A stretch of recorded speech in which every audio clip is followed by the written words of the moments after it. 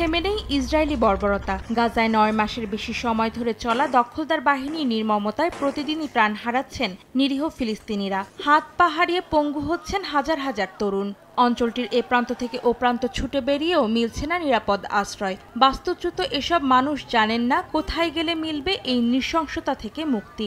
আন্তর্জাতিক মহলের চাপ আর যুদ্ধবিরতির আলোচনার টানাপোড়েনের মধ্যেই গাজার নিরীহ মানুষের ওপর লাগাতার হামলা চালিয়ে যাচ্ছে নেতানিয়াহু বাহিনী। শুক্রবার ভূখণ্ডটির খান ইউনিসের কাছে এক ইসরায়েলি বিমান হামলায় নিহত হয়েছেন যুক্তরাজ্যের মানবিক সংস্থা আল খায়ের ফাউন্ডেশনের 4 স্বেচ্ছাসেবী সহ বেশ কয়েকজন ফিলিস্তিনি। স্থানীয় কর্তৃপক্ষের দাবি, দখলদার বাহিনী ইচ্ছাকৃতভাবে গাজা শহরের বাস্তুচ্যুত মানুষকে লক্ষ্যবস্তু করছে। সেনাদের তাণ্ডবে রাস্তাঘাট, বাড়িঘর সব পরিণত হয়েছে ধ্বংসস্তূপে। এদিকে গাজা সিভিল এমার্জেন্সি সার্ভিস জানিয়েছে, অঞ্চলটির তাল আল হাওয়া এলাকা থেকে উদ্ধার করা হয়েছে বহু ফিলিস্তিনির মরদেহ, নিখোঁজ অর্ধশতাধিক।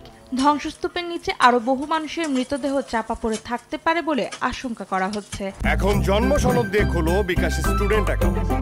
নিজের বিকাশ নিজে কর।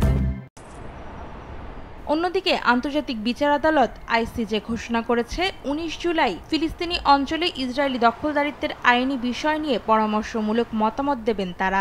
এদিকে ইসরায়েলি গণমাধ্যমগুলো বিভিন্ন প্রতিবেদনে জানিয়েছে, নেতানিয়াহু ও গোয়েন্দা সংস্থা মোসাদের প্রধান ডেভিড বার্নিয়ার বিরুদ্ধে মতবিরোধের কারণেই গাজায় যুদ্ধবিরতির কূটনৈতিক প্রচেষ্টা আরও জটিল হচ্ছে।